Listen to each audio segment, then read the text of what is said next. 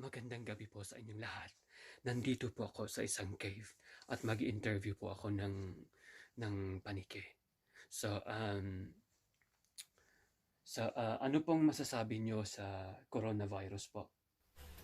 Hello po. Hindi na sana po ako lalabas. Mananahimik na lang po sana ako. Pero, feeling ko kailangan ko talagang magsalita. Kasi, kahit paniki lang ako, meron din akong damdamin, meron din akong feelings.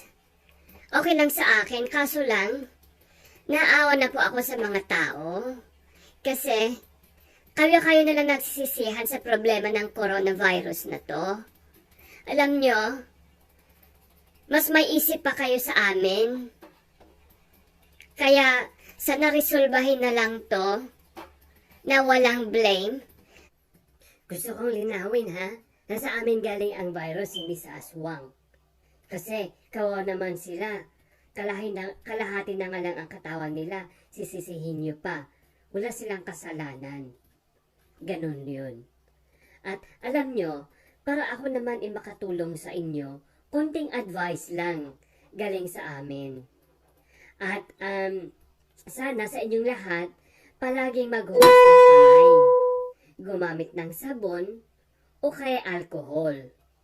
Palaging i-cover ang malalapad mong ilong kung ikay nag-i-sneeze o kay nagka-cough. Ayun.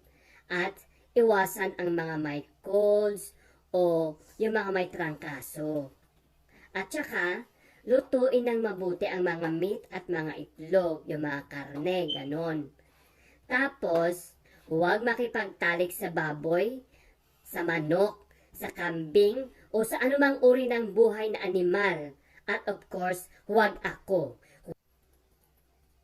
Alam nyo, hindi nga totoo sa mga ibang bansa na may confirm na coronavirus.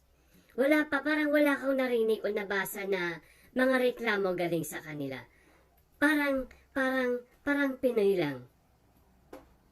Pero anyway, alam nyo, ngayon, may as paniki o may as a bath, wala po ako maibibigay na mask o kahit anong tulong pinansyal sa inyo. Kasi to be honest with you, wala akong trabaho.